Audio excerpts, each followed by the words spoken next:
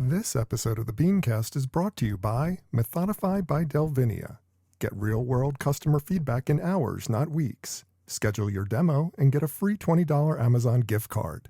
Go to methodify.it/BeanCast and Methodify it today.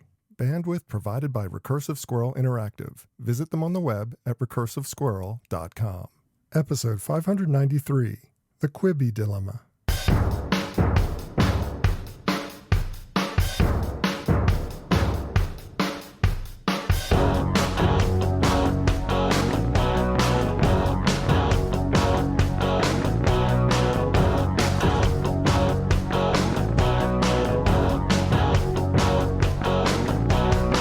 For Monday, May 18th, 2020, it's time for this week's edition of the BeanCast, a weekly discussion about the news and issues facing marketers today. I'm your host, Bob North.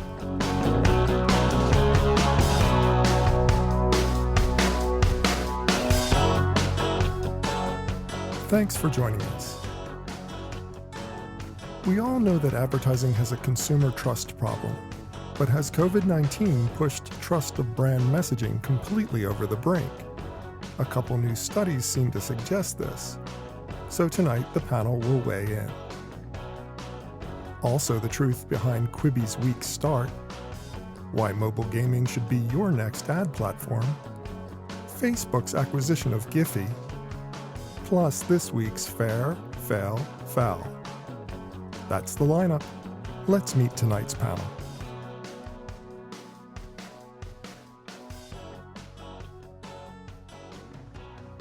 Thanks for joining us for this week's BeanCast. I'm Bob Norp, and with me on the panel for this evening, we start with the Chief Brand and Experience Officer at Gale. Mr. Winston Binch is here. Hi, Winston. Howdy.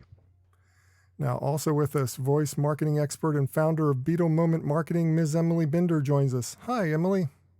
Hi, Bob. It's great to be back. Great to have you with us. Now, next, he's the author of 5 books, including his latest, Built to Suck. He's also host of Corona TV, co-founder of brand innovation consultancy, the HMS Beagle. Mr. Joseph Jaffe is here. Hi, Joe. Hello, Bob, and I still have some leftover cocktail from when you were on my show, so I'm drinking that now. That was a lot of fun. It was definitely a lot of fun. And finally, he's the founder and CEO of marketing education company Social Fresh. Mr. Jason Keith is here. Hi, Jason. Bob, it's great to be back, and I'm sure I think we might be touching on Nintendo today, so I'm brushing up on my Zelda classic NES gameplay. Zelda, come on! It's all about Animal Crossing in COVID-19 land. I mean, we're all playing Animal Crossing now. Look, we're going to jump right into the topics. First up, 2 global studies put out this past week from Kantar. Boy, I got to work on my pronunciations. Kantar and Edelman reveal that advertising and social media in particular are at all-time lows for consumer trust. Winston, we've known about this problem for a long time. Failing trust has been a problem. It's been growing over the years. We're trusted less than lawyers most of the time in most of these studies. But how is COVID, this current situation, making things worse? And are we too far gone now? What's your opinion about this study and about the situation with advertising's trust issue? Well, I think COVID just shined a very, very bright light on the issues, right? I mean, the fact is most advertising just isn't smart. It's driven by hunches, not real behavior. It's not relevant, and it's focused on one-off ads and awareness. And, you know, a lot of us, right, we're sitting at home and spending a lot of time with screens. And I mean, the fact is, I mean, how many times can you watch the same ad without getting deeply, deeply irritated, particularly when you can tune into things like Tiger King without ads very easily. You know, and I think the we're in it together ads, while good intentioned, most of them, they didn't help either. Would you say that when you say those ads about we're in it together, do you think is it more than they didn't help? Did it actively make the problem worse by trying to say we're in it together, we're all in this together, when everybody knows that we're not in this together? Yeah, I mean, I think it's when you already have a trust issue, and you know, I kind of breeze past this point of relevancy, but like to me, relevant is the word, and irrelevant is what we saw right through a lot of the communications during the crisis, and And you're right, it does kind of highlight the fact that, why are these brands focused on selling, sending me messages that aren't relevant to my current situation, and what are they doing to actually fix things? Yeah, it's an ongoing issue, and it's something that I kind of feel like we ended up in this bad crisis in the middle of our own crisis in the advertising industry, namely the trust issue. And it's just magnified it to such an extent that it's making things untenable for most consumers. Joe, I'd love to get you to weigh in on this because this is right up your alley. I mean, your book is all about this. It's all about the fact that companies have been building into their plans ideas that are essentially working against the company and bringing them down. Can you maybe talk a little bit about this? Yeah, absolutely. And, I was thinking about it. Obviously, it's something that I've commented on even on the show before. The whole, the video that I'm sure most of us have seen, where there's a montage of pretty much every brand saying the same damn thing, the same thing over and over again, to the point where it just seems completely inauthentic and non-believable. But, I was thinking, I'll give you two examples. And I'll give you a real litmus test that I think separates the wheat from the chaff. So first of all, there's an AT&T commercial, and it says, something about we're working hard to make sure your customers are engaged. And there's a line, your students inspired. And I'm like, that is so detached because people are struggling right now with homeschooling more than anything. Parents are really, really struggling, and no student is inspired. It's just such a crock. It's so not representative of reality. And the other example is Progressive, where they're basically on a Zoom call and they're like, your video is on, and they're all kind of playing around with the Zoom call. In a way, that's kind of mocking all of us that we've been using Zoom or had to use Zoom or forced to use Zoom or figuring out how to get through Zoom bombing and Zoom fatigue. So here's the litmus test. When a commercial is about the brand or the corporation, that is a detached brand and one where trust is decreasing. When the actual piece of creative is about the customer and about us, then I would hazard a guess, and I would argue that trust is at least, I would say, stable, if not increasing. And it's just a very, very simple aspect of branding, right? The McDonald's example from before, when McDonald's said, "We love to see you smile," there was a lot of pushback because who are you to tell us or give me permission or tell me it's good to smile? But when McDonald's changed their line to "I'm loving it," it was about their customer, and it was customer centric. And to me, that is the line in the sand, right? When you look at a piece of creative, if it's all about the great, wonderful brand, on the ivory tower, talking down to and patronizing the customer, I think that is exacerbating and further, emphasizing and exposing the fact that the emperor has no clothes. One of the problems, first of all, I agree with you both wholeheartedly on your assessment of the situation. But one of the problems I keep coming up to when I think about the current situation is it even fixable right now? Like what the situations you're describing, we're talking about how people are dealing with COVID and how the brands are not being very cogent or relating to consumers in any kind of meaningful way with these ads that are saying we're in this together.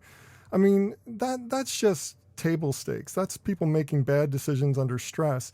What I'm talking about is the bigger issue that we've squandered trust to such an extent that there's really no coming back from it right now. I mean, Jason, do you feel that we're hitting that point here in this current debate? Are we reaching finally that low bottom point where, because of COVID, don't even bother, don't even try. You're never going to be able to reestablish trust with consumers at this point because right now everybody's so skeptical and jaded looking at your ads? I'd say there's a high degree of skepticism, and it's mostly because there were tons of government sources and healthcare and safety sources that really didn't know anything about coronavirus. So there weren't even the regular round of experts to say, this is exactly for certain what the facts are. That is still, missing to a large degree in some aspects of it. But I'd say by and large, I think advertising and social media ads, all of this comes across as noise and gray area to a lot of consumers, especially when you're interviewing them and asking their opinion about it. But when it comes to the actual messages, the actual commercials, the actual social media ads, you can break through. And I think some brands are doing a great job of being bold and putting messages out there that do break through. I think Jeep has done an amazing job. I think there are brands that are actually still trying to sell things, like cars, for instance, that you wouldn't expect cars to be doing really well right now, but the car market in America is still doing better than most of the rest of the world. And I think there are plenty of opportunities to strike the right tone of voice and to really not hold back too much, not feel like you have to talk about coronavirus, not feel like you have to, we're in this together messaging, but focused on the core parts of your brand that really work. There's a lot of good examples from Jeep, I think, that are top of mind for me that worked really well in that direction. Another brand that's doing a great job is Steakum, obviously on Twitter. Yeah, we mentioned Steakum a couple times. They're doing a real great job. And they're not changing what they do either. Like Nathan, who was spoken at our conference a couple times, he's done this forever, and it's magnified because of the circumstances. It just stands out even more because of the current stakes, so to speak.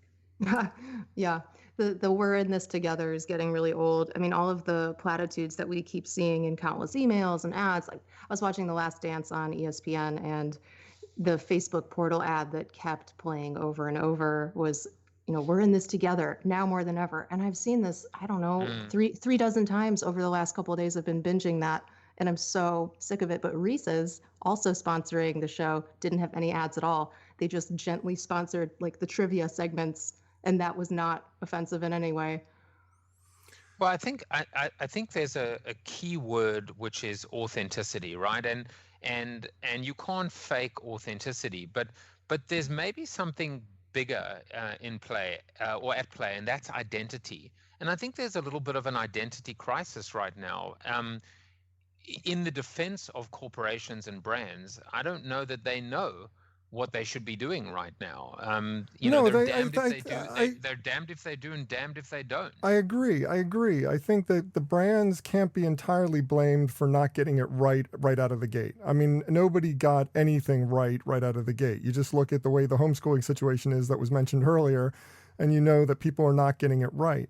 So I'm willing to give them a pass on that. But the bigger issue is, have we squandered trust so much? And I'm going to go back to Winston on this. I mean, have we squandered trust so much that you shouldn't even try under these current circumstances? Because the current circumstances are so dire for so many people that, if you have a brand trust problem, don't even try to snow people. Because if you even try to resurrect that trust at this point, you're failing. You just need to make people aware of you and make sure that you're there serving their needs. Don't try to do this soft, gentle, we're with you. All you have to do is realize that we got a bigger problem that needs to be solved on the hind side of this problem. Yeah. I mean, I think that what we're seeing here, right, and what we're all talking about, and I was in the creative. I was a creative agency for most of my career, and the reality is we made most things up, and that's still what's going on. I mean, there's a real lack of business-driven or behavioral insight that is leading to the creative. That's still what's going on. So you're taking shots in the dark. So what I think, the smart brands, the brands that are winning, are doing so in the middle of the funnel, right? With next gen tech, with the right creative messages. And, I think what needs to happen is, and I think the direct to consumer brands have the biggest advantage here, but it doesn't, rule out larger legacy companies also winning. But there needs to be a shift of focus. I think Joe talked about customer experience. That's exactly where we need to start putting more emphasis. And it's a big word. It can mean a lot, but really, what I think about is, if you think about brands like Chipotle right now, or their sales are like 81% digital. They've invested heavily over the last few years and put a real emphasis on CRM and loyalty. And I think that customer experience is going to play a bigger and bigger role. And it's like, it doesn't matter what you have to say. It's what are you doing? How are you making my life more useful? And I think the brands that are focused there will continue to thrive. I like what you said there. The action portion of things is more important than the words at this given point. And something else that Winston said, and I'd love to get the rest of the panel's opinion about this, is the idea that the DTC brands have an advantage here. And I want to gauge the panel's opinion about that and the fact that maybe do new brands and emerging brands and brands that don't have a track record have any advantage in this current situation, because they don't have that past record of having said and done things that have lost consumer trust? Or is this just blanket, anytime you're advertising, people are not looking at it with anything but jaded eyes? Any opinions about that? I mean, Away Suitcase is pretty new and direct to consumer, and they've had plenty of time to screw up a couple of times. I think I don't. The only advantage I see DTC has is that you can still shop there right now. I mean, I think they're small and nimble, so they can pivot. But there's plenty of legacy companies that are doing a great job, and I think the earlier point is right. The technology and the consumer experience really does step that up. You look at Carvana, you look at Chick-fil-A, you look at companies that are really investing in owned platforms, and the technology that can help them pivot in these situations are the ones that have consumers flocking to them. I mean, Chick-fil-A is selling more right now than they were before the pandemic. So it's a pretty unique situation for some older companies as well. Yeah, I agree. I don't think it's a matter of being a new or emerging brand versus an established one, but having had the technology set up, having made a commitment to that before any of this, and not just saying, oh, look, it's Corona time, so now we need to figure out e-commerce. It's too little too late for so many companies. There's also a thing with DTC is that it's kind of it's less nonsense or no nonsense, which is you got your profile, you've got your account, you have a direct, the direct relationship runs two ways. So if you're in trouble and you can't, and you really are, struggling to pay the bills, you just go and freeze your subscription. You don't need those blades from Dollar Shave because you're growing a quarantine beard anyway. So there's almost this ability to just cut the fat, right? Cut the fluff and go direct back to the brand. And maybe that is a little bit of an advantage, whether you're looking at it as a relationship that is younger and therefore there's less baggage. That's not a pun with respect to Away, or there's just the fact that the relationship does run both ways, if I'm speculating. Yeah, the other thing I'd say is, I think about CRM as consent, right? We talk about trust. I mean, that when I talked about the advantage for DTCs, I think it's because they collect data, they know who their users are, and I think if a user is given over their email, right, you have consent, and you also have the ability to really truly understand their needs and grow with them and really evolve. And I do think there is a role for larger legacy companies. Look at brands like Michaels, who has been disrupted by most companies like Amazon and many others, have come into the space, but they invested ahead of this crisis and curbside and other things, and are really kind of doing well. Mm. There's I've just to add something, there's a beautiful saying about luck, right? The definition of luck is when preparation meets opportunity. And the fact is, some brands just, like Zoom, for example, just woke up one day and they realized that they'd won the Powerball jackpot. And in other cases, companies that have been struggling, like Michael's, because of e-com and Amazon, etc., are now finding that they have a real, almost like a shot in the arm, because what are people doing at home? They're, arts and crafts and projects and scrapbooking, whatever the case may be.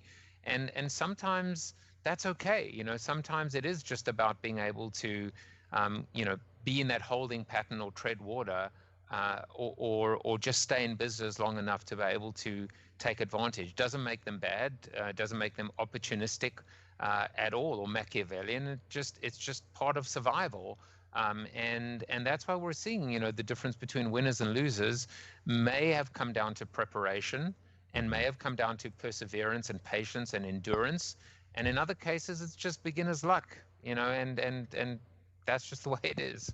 Yeah, which to just to build on that. So you've got to be ready for the future, right? Like that's one thing we're learning. So the innovation required, the investment in digital for some that started before this is paying off. Yeah, good points. Yeah, Good points. with Zoom, it wasn't all luck. A lot of it was preparation because you look at their UX, it's extremely simple. There's no registration. It's a one link joining system. So you could say, well, maybe that's why people have gravitated toward it. It's an easier tool. I wouldn't say it was all luck or just because maybe the name was catchy or we were turned off by Microsoft and Google. Or yeah, I mean, it's just like Zoom obviously positioned itself really well right before here, and I think that the point is taken with the Michaels example. I mean, it's just like brands that prepared met the opportunity head on and are having a lot of luck right now. So good points all. Well, I want to move on, and I want to talk next about Quibi and Quibi's kind of lackluster performance right out of the gate. We'll get to that in just a second. But first, I want to talk about our sponsor, Methodify by Delvinia, and give you or someone you know another chance to get a $20 Amazon gift card just for checking them out. Now, we know that behind every brand, there's real people like you, like me, like your coworkers, like employees making decisions. And if you're all making those decisions now, you're doing it while you're in a stressful situation. Talking to consumers who are also highly stressed, highly sensitive. Say one wrong thing, and you could unleash a social media firestorm against your brand. This is where our sponsor, Methodify by Delvinia, can help you. Methodify collects real feedback from your actual customers on concepts or creative before you release it to the world, and the whole process will take you hours. That's right, you heard me right, hours, not days. Methodify gives insight professionals and senior marketing people the information they need to power better decisions that will protect their brands and themselves. Now, you know the story. I've been saying it for the past couple of weeks. A few weekends ago, Methodify was used to test digital creative for a fast food chain to make sure that the messaging wasn't tone deaf, which is important because a lot of the fast food companies made some tone deaf moves right out of the gate. And this company found the information they got to be invaluable to help them avoid a problem. And Methodify can do the same for you. Actual customer feedback is a game changer because right now, brands that wait and see are going to wind up making costly mistakes. Now, we want you to connect with your customers. We definitely want you to do that. We want you to continue to build relationships. We want you to build trust. We want you to build fans. But we want you to test everything, and Methodify can get you started today. To find out more about Methodify and to set up a demo, just Methodify it. Go to methodify.it/BeanCast. That's methodify.it/BeanCast. And as a way of saying thanks, every BeanCast listener who signs up and completes the demo will receive a $20 Amazon gift card just for your time. And don't keep this to yourself. Tell your coworkers, tell your employees, tell that associate at another company that you know about who's looking for some kind of solution like this. Let them know about Methodify. Go again to the address methodify.it/BeanCast, and we thank them very much for their support of our program.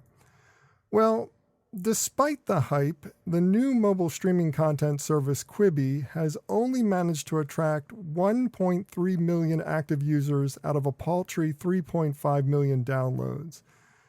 Now, Emily, the founders, of course, are blaming the COVID outbreak wholeheartedly. I think Jeffrey Katzenberg actually came out and said that COVID is 100% responsible for the failure to attract viewers. Is that a fair assessment, or do you see bigger problems? And what is your assessment of Quibi as a whole? I don't think it's a fair assessment. I do see bigger problems. Basically, it's a lacking value proposition. So they're saying, we're Quibi, for $5 a month, you get $1.5 billion worth of content. But Apple has said for $5 a month, you get $4 to $7 billion worth of content. Netflix has said for $12 a month, it's $8 to $12 billion worth of content. So it comes down to what is Quibi's secret sauce, and they're saying their secret sauce is short form content, but everyone has short form content, and Quibi is a mobile app, which is basically the new TV channel. So they can't put as much talent and production value on their screen per dollar as these competitors. And consumers have to make a trade-off when they give their attention to a single video watching experience at a time.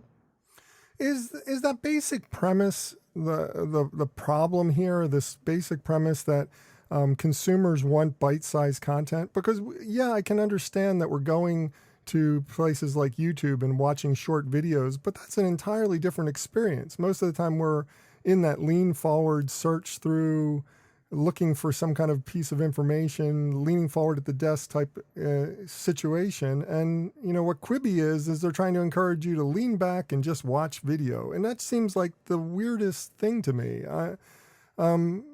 Jason, what are your thoughts on that? I mean, is the basic premise broken here that consumers even want something like this? I have thoughts, Bob. I don't think Quibi hired Methodify before they launched. I can tell you that. I don't think they had a little insight from their consumer. For me, look, I love Chrissy Teigen. Chrissy Teigen had a show where she was a judge in court. That whole premise sounds amazing. I think the content was pretty good, and everybody I talked to that actually watched the content was pretty good. I think one of their biggest mistakes was technology. They launched without any TV apps. This is a company that's launching TV shows. I know they're short TV shows and they think everybody should watch them on their phone.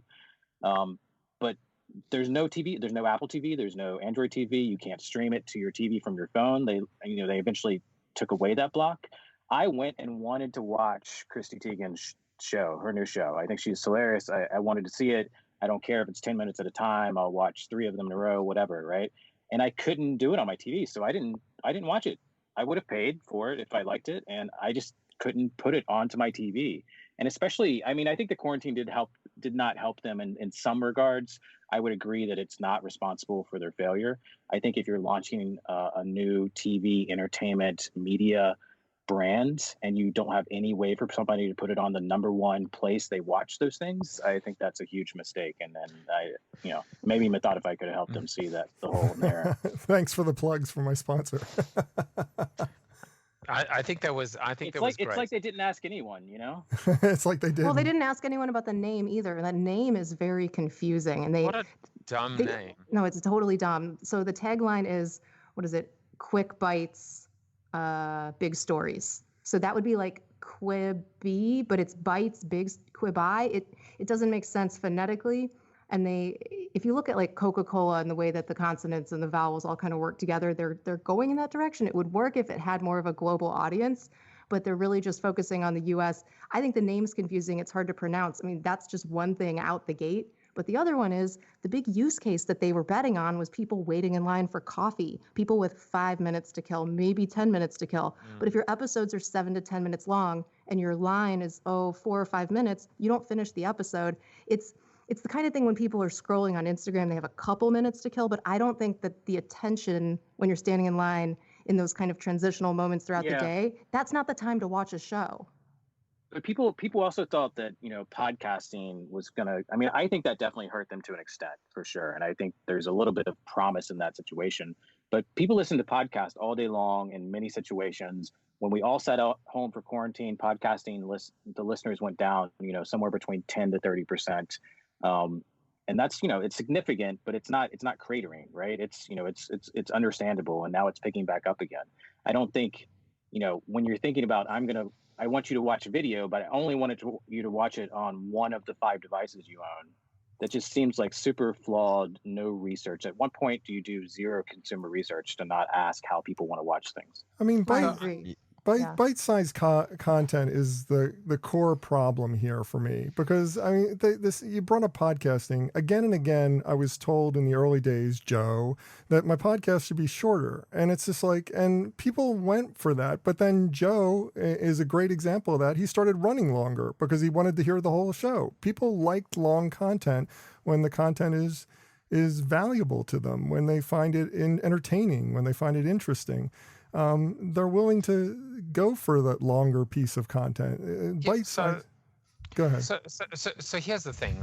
Let's focus for a brief moment on this idea of bite-sized content. Now, you could say, this is just the same thing as current TV, right? Current TV, Al Gore's network was designed to take advantage of the fact that we all have ADD and no young, in fact, this was the research, right? Younger males cannot get through more than 10 minutes of content without having to like spaz out or change the channel or be on their phones, etc.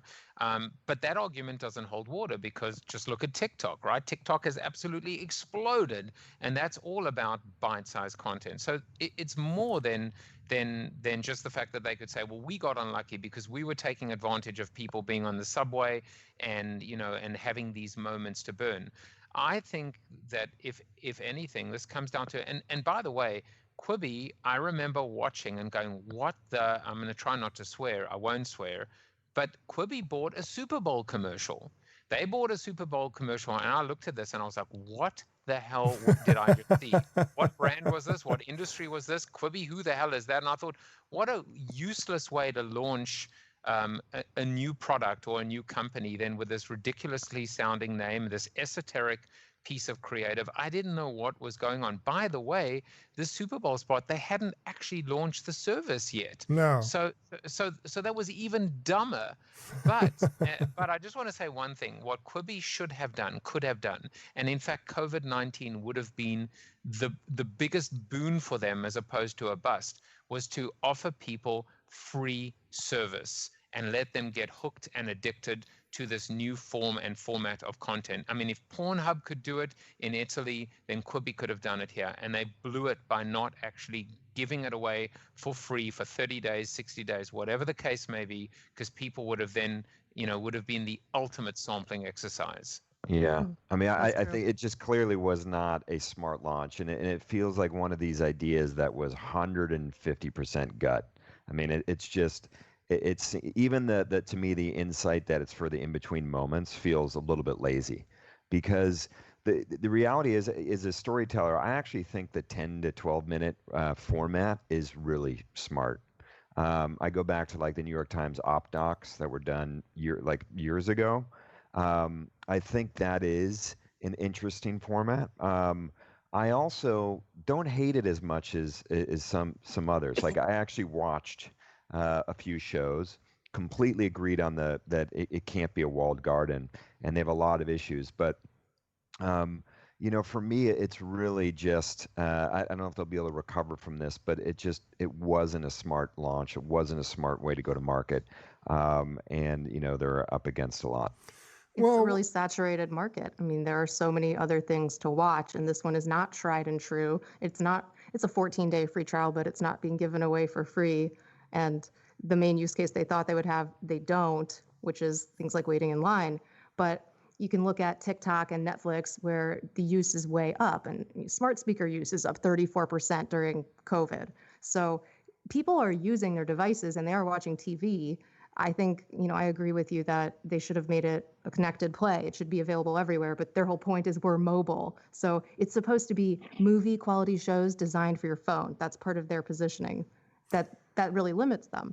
But the bite-sized comments, we keep going back to bite-sized content that it does work and the formats that work. And, what it comes down to is that all those formats that work the best in that short time frame are all personality driven.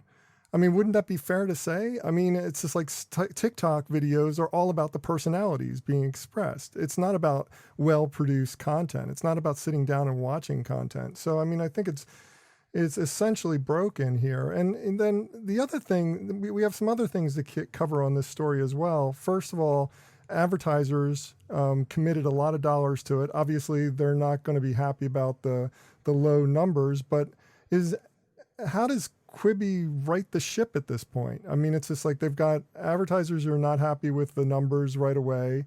They've got low interest from the consumers, and they've got a broken model. How do they fix this at this point, or can it be fixed? It's done. They're a fire sale. They're done. I don't see how they can pivot. I mean, they spent $1.5 billion on content, and they have, a fifth of the users they wanted in 90 days. And they're just sitting there, not taking advantage of the fact that there is a crisis. Oh, we should pivot. I mean, they could easily say, oh, we didn't have an Apple TV app. We didn't have an Android app. We didn't have whatever. We didn't do consumer research. And now there's a crisis. We think we can pivot and adapt to this. There's no messaging out of there. They had, 10 commercial spots that they rolled out within 30 days. They had some free trials and stuff, and now they're just sitting there. They're not doing anything. They're not even trying to adjust. And they're literally the youngest media company that exists, and they're not adjusting. It's just it's sad to watch. They think they had two huge names on the management side, on the entertainment side, and they thought that was enough, and it just wasn't. I mean, in one word, Tidal. Remember Tidal? I don't even know if it's around. Yes. I guess it probably it's still around, yeah. But what it speaks to, when you saw that launch, you could almost play out exactly what happened with Quibi. And when you look at Quibi's leadership, whether it's Meg Whitman or Jeffrey Katzenberg, just because big names with a lot of money and deep pockets come to the table doesn't equal instant success, right? It's not a sure thing. In fact, if anything, there's a little bit of the case of being out of touch. And I think, I don't know whether it's fair to compare Tidal to Quibi, but when you look at the leadership and you look at the fact that these stars come out, whether they're, business stars or celebrities, and just expect success, I think it does. It reeks of hubris and arrogance. It really does. Well, I think it smells like old Hollywood and old advertising, right? Mixed together. They're kind of connected. Two tastes, two very terrible things to mix together. You never want to do that again. Right. Well, something that people are doing on their mobile phones, besides watching Quibi, apparently they're playing lots of mobile games during quarantine. And mobile game advertising is suddenly really hot, and for a lot of really good reasons, Joe. I was reading this article that was kind of outlining some of the advantages of the platform, and it really makes a great case for why the current situation is causing advertisers to reevaluate the value of the medium. So what's your opinion? Well, I mean, just to be clear, they're playing mobile games, which is exactly why they're not watching Quibi. But I mean, to me, this was happening already. It was in process. If anything, there's been a little bit of acceleration or a little bit of additional growth. But I don't find this to be shocking or a revelation. I think it's just just like digitization, right? Just like we're seeing certain movements now, like learning, going to the flipped classroom or using Zoom, etc., to kind of create this march towards a more hybrid model. But yeah, I mean, listen, the one of the source articles I read, there are jumps in many categories, and mobile game downloads increased by more than 60% compared to the 30-day period prior to the survey in March. I mean, that's kind of obvious. People at home, people are a little bored. I will say two things that I found interesting that I would add, and then turn it over to my esteemed panelists. One is that a lot of these upticks and these growths, these growths in terms of downloads, are amongst higher income households. And I think it's important to almost recognize there is a bit of an income inequality aspect here, because a lot of these games are complete bait and switches. I often say every time you see an ad for a game, it says download for free. You're going to be paying through your teeth for gems or donuts or coins or gold or whatever. Or have to watch advertising, which is fine. I mean, it's just like in terms of right, which is okay. And that's the second point that I wanted to add, which is one of the reasons that, and this is almost this ridiculous irony, Bob, because we've been talking about this on this show and other shows for a long time, is there's almost kind of built-in brand safety aspects, because the games themselves are quite controlled, and so advertisers are quite comfortable to throw their money into this medium, because ultimately when you're trying to get an extra boost or an extra life,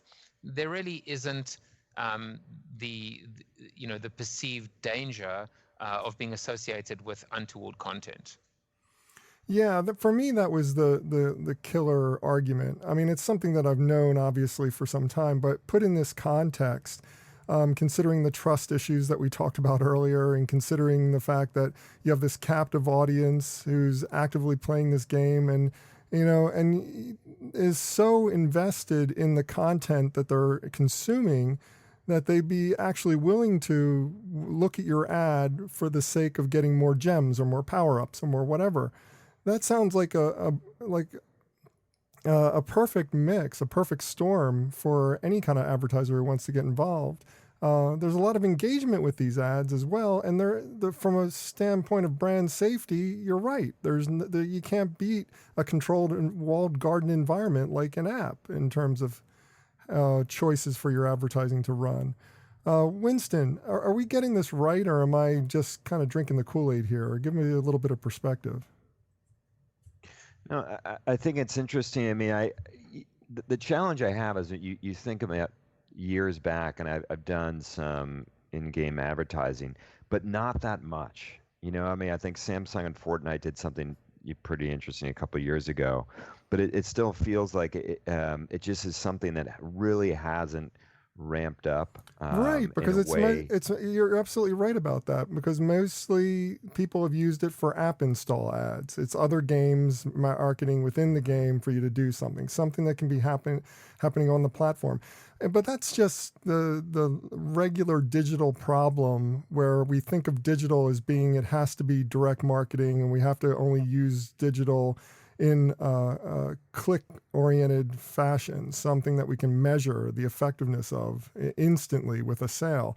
But when you have such a captive audience who's interested in watching this content to get additional power-ups, why not do a brand effort? Why not put a Ford commercial in that circumstance? I think I'm not going to say you can't, because you can do anything, and I actually think it is a great place for innovation, particularly marketing, for many of the reasons you guys said. But I think we also have to talk about interruption and not messing up the gameplay. That can really upset users, right? So I think the trick is, how do you integrate a brand and do it in a way that's authentic to them, that's also going to be beneficial and helpful to the user and the game player. But it's an interesting question. Well, I have a question for you guys. Do you think it's more annoying to be interrupted by mid-roll while you're watching a YouTube video? And we know it's annoying because there's a countdown clock trying to keep you engaged. It's not too much longer till you can get back to what you were doing. Or is it worse to be interrupted while you're in the middle of a game that you're so addicted to that you would consider buying donuts and gold? Most of the in-game ads are less interruptive than they are choice-based, right? They're, click here, watch this ad to get this. Or they're, open the app and you have to watch an ad to play the game.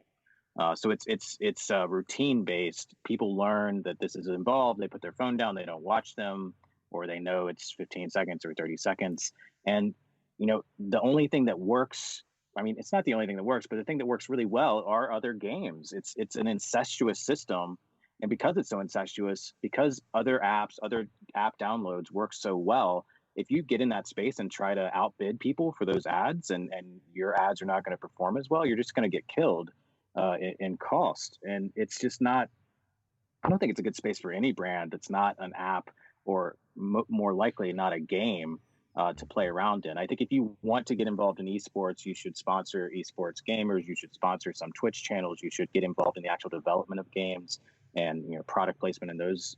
Putting music, putting entertainment in those apps. I think those are more interesting and more efficient ways to lift a brand than interruptive ads that people need for more potatoes on their farm. I mean, it's almost a space where you have to be hyper relevant. You make a fabulous point, Jason, but I do want to go back to one thing that Emily said, which makes a lot of sense to me, which is, putting it in context with what you described, that most of the usages are in like down moments in the game, like between levels where it makes sense. In other games, like I was playing Evil Apples with some people over Zoom, just one of these things you do when you're in quarantine. These ads kept coming up constantly, and they were so annoying because they were interrupting the gameplay. And that's the fine line for in-game advertising for me. I mean, you got to know whether or not the interruption is going to be in the middle of the gameplay, or is it going to be during a natural break where it makes a lot of sense? And how are you going to deliver it? That's a terrible game, and the ad inventory for those games is not split up that way. You don't know when you're putting your ad inventory out there what game it's going to go into, what situation you're going to go into. And a lot of these ads are served up by Google and Facebook. I mean, these ads are a massive revenue source for Facebook and Google. Both of them make 10, 20, 30% of their ad revenue off of these in-app plays. But the thing that makes this such a panacea for advertisers and for, quite frankly, mobile game developers. I mean, you look at Supercell. These are companies that are worth that have market caps in the billions of dollars. Is that inherently they're all permission based? These ads, and Bob said it earlier, right? You pay with your time or you pay with your money, and so that's a choice. It's a choice that a user has. Is in control to make, and there's a great value proposition. Now, look, they're going to be lazy advertisers and marketers, because they always are. Most of them are, quite frankly, where you see a 60-second ad, which is tantamount to basically saying, I will never buy your brand again, to something that is much tighter and much more succinct, whether it's 8 seconds, 12 seconds, 15 seconds. You don't have to look too hard or study too hard to understand what best practices exist with respect to mobile or in-game advertising and rotation and frequency. This is not rocket science, and it's an absolute, it's a treasure trove for and it's a win-win, right? Because the user gets their coins or their power-ups, and the advertiser is in this very, intimate one-on-one relationship with a user, where the user basically gave them permission.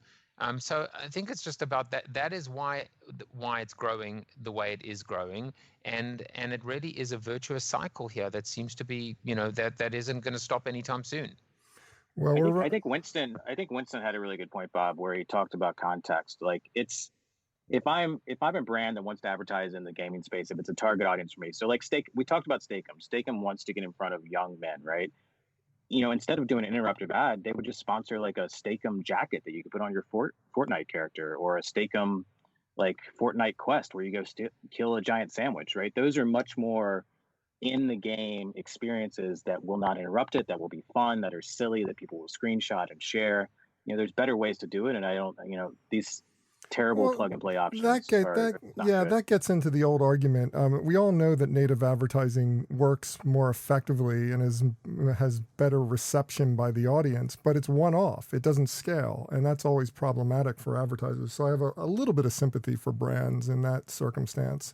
But you're absolutely right. You're absolutely right. Those types of contextually relevant ad experiences are the best. They're the best way to go forward. You just can't always afford to do something like that. Well, we got to move on to our final topic because we're running low on time, and I want to get to this one. I guess it's not surprising that after the recent headlines about Giphy killing it with user engagement and advertising sponsorships, that Facebook has suddenly announced that they are acquiring the company and rolling it into Instagram. Jason, what do you see the future of Giphy being, and is this a good marriage in the end? I mean, Bob, you talked about Giphy last week on your podcast. I think they deserve to. I think you need a little credit for this, for them getting acquired so quickly after giving them some props. Well, I do take credit for having done that story, and the Facebook people were listening, and they did a deal in just 2 days. So I'm really excited about how they did that. Very quick. I mean, Giphy, Google bought Giphy's biggest competitor a couple years ago, Tenor. I'm not sure the pronunciation, but there's basically two players in this game that provide all the GIFs for all the platforms. And I think Facebook just knew they needed to own a piece of it because they were seeing how big GIFs were as a part of stories. Number one, as stories, as stickers on stories, stickers in chat platforms. Facebook owns the 3 largest chat platforms in the world. It owns the 3 biggest story platforms in the world. They needed to own this, smaller ecosystem that was a big part of, an expression layer across their system. And with it, they gain a ton of data, and they gain a little bit of creativity edge with this young hip company that knows what people want to share, that knows how people want to express themselves, and they can take all of that into their growth engine right now, which is Instagram, and hopefully, be a little more interesting than a speech from Mark Zuckerberg. I think they had a cheap buy here that gives them a lot of edges in a lot of ways. One of the advantages, one of the things that Giphy offers is that ability to plug and play on almost any mobile keyboard. It's instantly involved with text messaging. It's intimately involved with your emails. You can quickly access it from any platform on your iPhone or your Android phone. I mean, it's so ubiquitous, and that's what I'm wondering. Will it still be ubiquitous? Anybody want to venture a guess on whether or not Facebook is just going to make it 100% an Instagram tool, or is it have a future beyond that? Any thoughts on that? They lose a lot of data if they do that. But I think if that happens, it's less Facebook's decision and it's more their competitors' decisions. Snapchat uses Giphy, Twitter uses Giphy, and I could easily see them trusting Google a little bit more than Facebook with some data coming from their platform. I don't know if it's that big a deal to them, but I think Facebook would be ill-served to get rid of the data that they're gaining. They're learning what's going viral on Twitter, what's going viral on Snapchat, maybe even before Snapchat and Twitter does in some circumstances if they're setting up the data correctly. So it's a really useful research vehicle. I was going to say with Facebook, what would really be smart is to make an AR play with this. So what does Giphy look like in augmented reality? And I don't know if there's already something going on with this, but if you think about 5 years in the future, these screen-based GIFs with tap, type, and swipe, they're not going to be as popular. But if they kind of think ahead, how does this feed into AR? That would be very valuable and beyond just Instagram. I like that idea. That's really quite good. I mean, this idea of reimagining what the GIF experience is. It's not just this simple image in a text message. It's something that can interact with your environment as a means of expressing yourself to people while you're talking. I mean, it's just like there's a lot of advantage to that going on the line. There's a show called. Go ahead, Emily. There's a show called Years and Years on HBO. Yes. It's created by BBC. Have you all seen it? I've seen it. Oh man, that show is really something. And one of the most memorable parts is it's only supposed to be, I think, 3 or 4 years in the future. But the teenager, instead of kind of being stuck in her phone, scrolling through Instagram, her filter becomes it's in real life. So her parents are trying to converse with her. And so she puts on a filter. She's behind a mask. It's like a deer or a mouse or something. It's not just in a photo. It's in life. And it's how she hides behind things. Because teenagers, they want to put on their glasses or their hat. No, it's an AR filter. It's not far-fetched. Everything in that show is totally probable. Yeah, go ahead, Winston. Yeah, I was just going to say, I think GIFs are probably the greatest thing on the internet. I think it was a smart buy. I think we probably all use them in our presentations. They're just a great way to communicate. But from an advertising and marketing standpoint, one challenge I've had using GIFs with brands is, people love to share, GIFs that are in culture, right? Like that they're part of it. And when a brand starts using its own assets, people just don't care.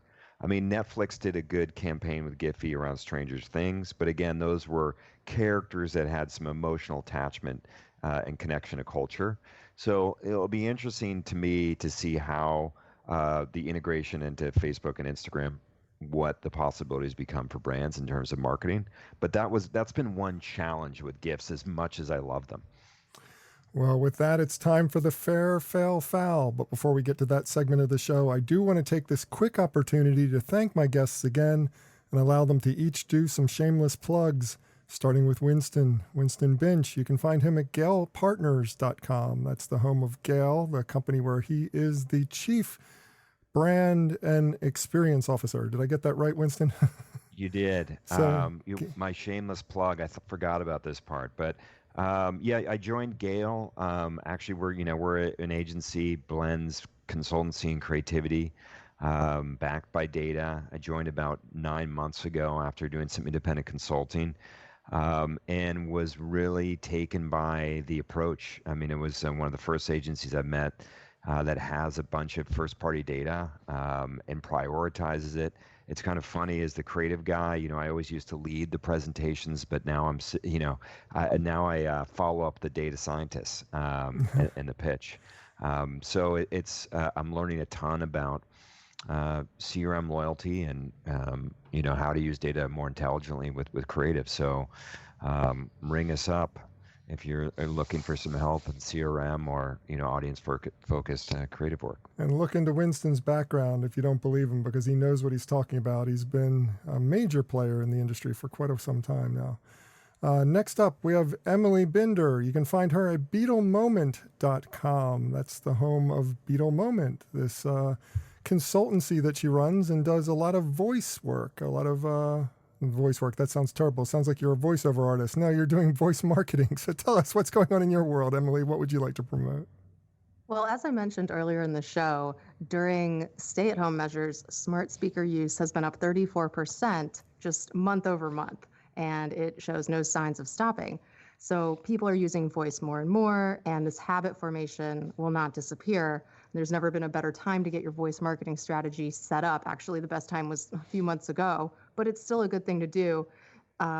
Whether it's podcasting or establishing a presence on Alexa or doing sonic branding, I've helped dozens of clients establish that presence and find a lot of success with it. I also speak to organizations about understanding how voice technology will impact their business, whether that speaking happens in person or lately virtually. It's also something that is probably about half of how I spend my time. So if you're interested in establishing your voice presence, reach out at emilybinder.com. And you can also subscribe to my daily flash briefing about marketing. It's on Alexa Flash Briefing, and it's a podcast called Voice Marketing with Emily Binder. That's also at emilybinder.com. Great. Awesome. Now, next we have Joseph Jaffe. You can find him at the HMS Beagle and also Corona TV, right? Do you have the Corona TV? What is your address for your Corona TV hosting gig?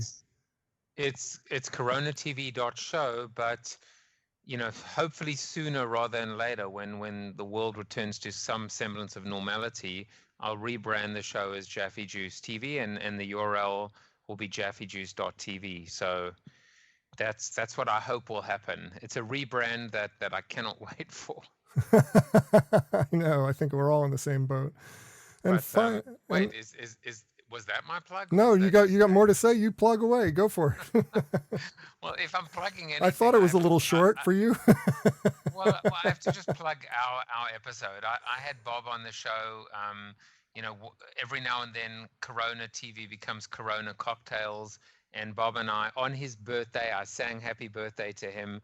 It was an honor for me to have you on the show and to see you and to be with you on your special day. So you can check out that episode. It's in the archive. And also one thing I've done over the last week is I've now set up an audio version. So I have the podcast version, and that's Corona Radio. And so if you just go to Apple, I guess, or any of the major audio directories, and you just type Jaffe Juice TV, you should hopefully find the show, including Bob's episode. Yeah, and definitely you got to hear that episode because it's a good one. Last but not least, we have Jason Keith. You can find him at socialfresh.com.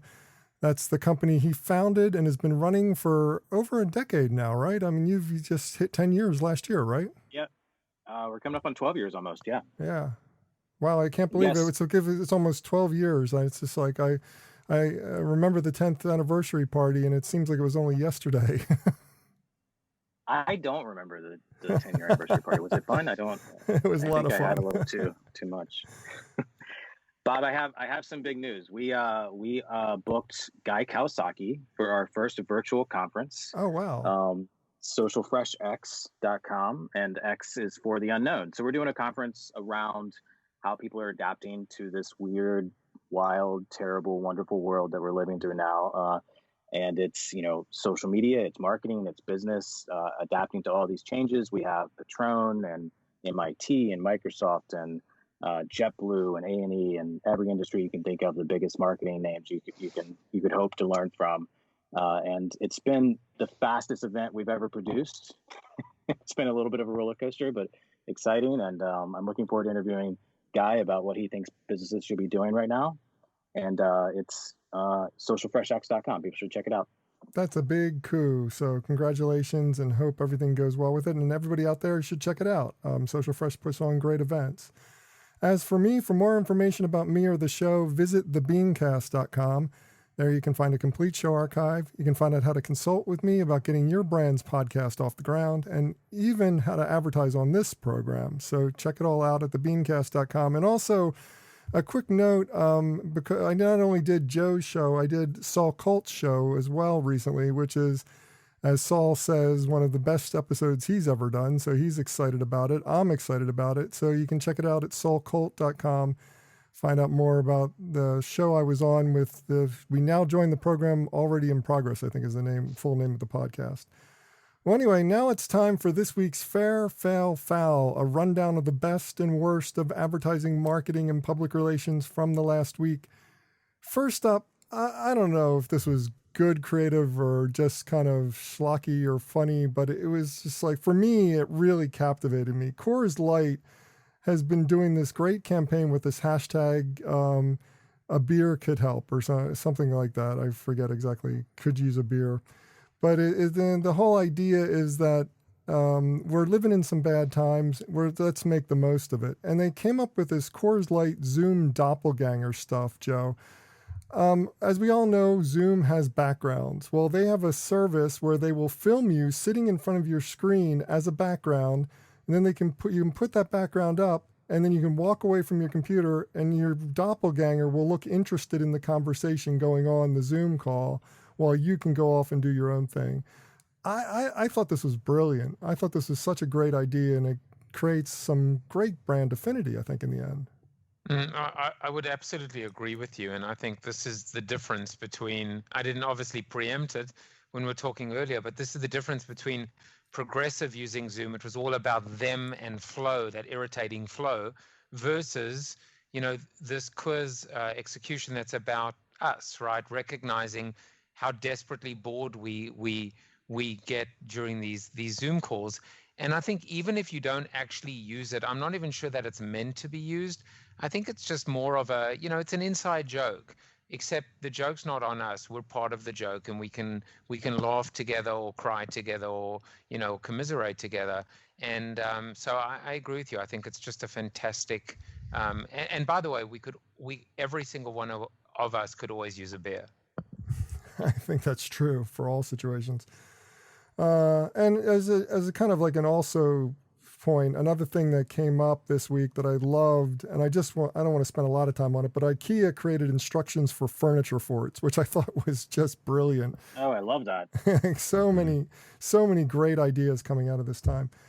Out of the fail side of the equation for this week, former Olympic gold medalist and now BBC host Sam Quek is in trouble with the UK Advertising Standards Authority after repeatedly promoting a football gambling site without disclosure. Now, of course, we're talking about the UK, Winston, which of course means we're talking about football, soccer, not, American-style football. But, it seems like the whole influencer talking about things, not disclosing it, is bad enough. But when you're doing it particularly for some kind of activity or substance like alcohol, or you're doing it for gambling, that this is a real no-no, and you should know better than this. Yeah, common sense is not common. Absolutely. Yeah, I mean, that was just, I hope through this crisis, as we emerge out of it, that, influencer marketing will change a little bit, get a little smarter. And then the foul of the week, I'm going to give it to Facebook, because Facebook had to flag 50 million posts as misinformation, which is great. I'm glad that they're doing that and actively looking at the information and flagging it appropriately if it's spreading lies. But Emily, 50 million, that sounds low to me, and that's scary. That's scary to me that 50 million sounds low. It does sound low. On the one hand, it's good because over the years, Facebook usually has just thrown up their hands and said, well, we'll never be able to get everything, and it's not our responsibility. We're just a platform. We're not a media company. Yes, you are. So finally, they're admitting some responsibility, and this is partially human and partially AI. So it's a good start, but the fact that there is this much misinformation it's terrifying, because it's actually a matter of life and death at this point. This is not about politics. Well, have a suggestion for this list or just want to discuss it? Comment online. Use the hashtag #FairFailFoul. That's #FairFailFoul. And that does it for this week's show. If you'd like to subscribe to this podcast, visit our website at thebeancast.com and click on the subscribe link. If you're an Apple Podcast listener, we've also provided a direct link to our listing there, or just search for the BeanCast in the podcast directory on the Apple Podcasts app. And whichever podcast directory you use, when you subscribe, please leave us a review. Got a comment? Have a question? We'd love to hear from you. Just send your emails to beancast@gmail.com. Opening theme was performed by Joe Seibel. Closing theme by C. Jax. Thanks for listening. I'm Bob Norp. We'll be back again next week. Hope you'll join us then.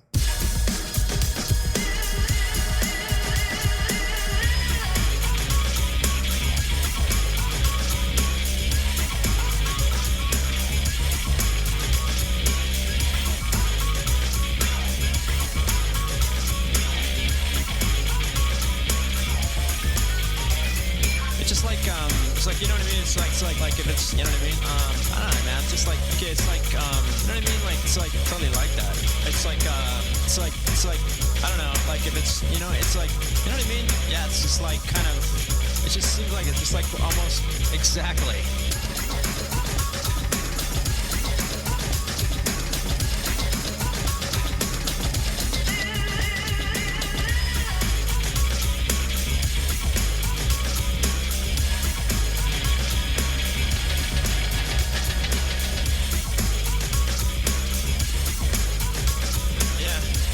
It's like exactly.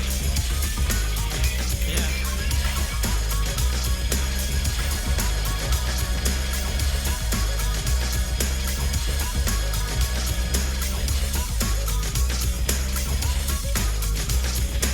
You know what I mean?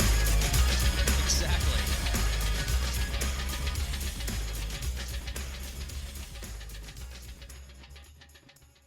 Cool beans.